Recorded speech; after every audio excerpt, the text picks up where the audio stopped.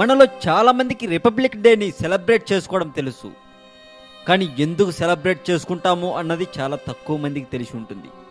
అసలు republic day ఎందుకు celebrate చేసుకుంటాము అని అడిగితే మనకి స్వాతంత్రం వచ్చింది కాబట్టి అని చెప్పేవాళ్ళు దాదాపు 99 మంది ఉంటారు. కానీ నిజానికి అది కరెక్ట్ కాదండి. అసలు రిపబ్లిక్ డే ఎందుకు జరుపుకుంటాము, దాని వెనుక ఉన్న అసలు విషయాలు ఏమిటో ఇప్పుడు మనం తెలుసుకుందాం. టాపిక్లోకి వెళ్లే ముందు మీకు ఒక చిన్న విషయం చెప్పాలి. ఈ మధ్య మన అందరి కోసం తెలుగు మోజో కథలు అనే కొత్త ఛానల్ని క్రియేట్ చేశాం. అందులో బేతాళ కథలు, అక్బర్ బీర్బల్ కథలతో పాటు మనకు తెలియని, అందుబాటులో లేని చాలా కథలను, సమాచారాన్ని పబ్లిష్ చేస్తున్నాం. మీకు పూర్వపు సమాచారాన్ని తెలుసుకోవాలని ఉంటే, మనకు అందుబాటులో లేని సమాచారాన్ని తెలుసుకోవాలని ఉంటే తెలుగు మోజో కథలు అనే ఛానల్ని సబ్స్క్రైబ్ చేయండి. ఇప్పుడు టాపిక్లోకి వెళ్దామా?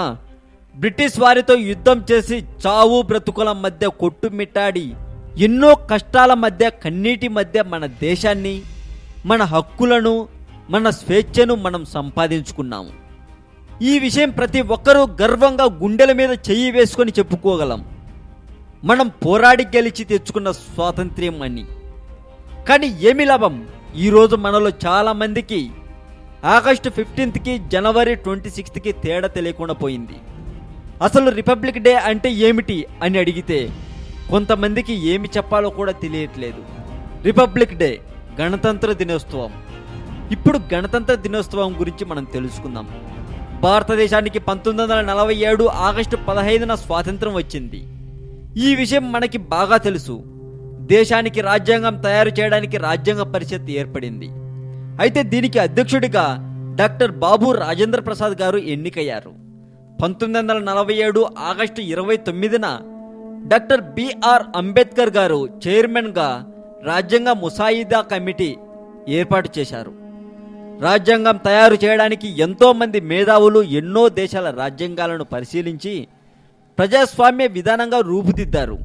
అనేక సవరణల అనంతరం 1949 నవంబర్ 26న భారత రాజ్యాంగాన్ని రాజ్యాంగ పరిషత్ ఆమోదించింది.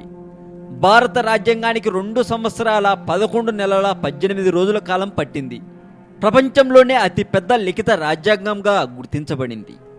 అలా తయారైన రాజ్యాంగాన్ని 1950 జనవరి 26 నుంచి అమలుపరచడంతో భారతదేశము సర్వసత్తాక సామ్యవాద లౌకిక ప్రజాస్వామ్య గణతంత్ర రాజ్యముగా రూపొందడంతో పరిణామ దశ పూర్తయింది. జనవరి 26, 1950న భారతదేశానికి రాసుకున్న రాజ్యాంగం అమలులోకి వచ్చింది. అలా అమలులోకి రావడం వల్లనే ఆ రోజును మనం రిపబ్లిక్ డేగా జరుపుకుంటున్నాం. ఈ సమాచారం మీకు నచ్చితే లైక్ కొట్టి మీ ఫ్రెండ్స్కి ఫేస్బుక్లో షేర్ చేయండి. ఈ వీడియో మీద మీ కామెంట్ కూడా పోస్ట్ చేయవచ్చు. మీరు పెట్టే ప్రతి కామెంట్కు నేను తప్పక రిప్లై ఇస్తాను. మరింత ఇలాంటి సమాచారం తెలుసుకోవాలని మీకు ఉంటే సబ్స్క్రైబ్ చేయండి తెలుగు మోజో ఛానల్. అలాగే పురాతన సమాచారం, మనకు అందుబాటులో లేని ఎన్నో వింత వింత కథలు, దానికి సంబంధించిన సమాచారం తెలుసుకోవడం కోసం సబ్స్క్రైబ్ చేయండి తెలుగు మోజో కథలు ఛానల్.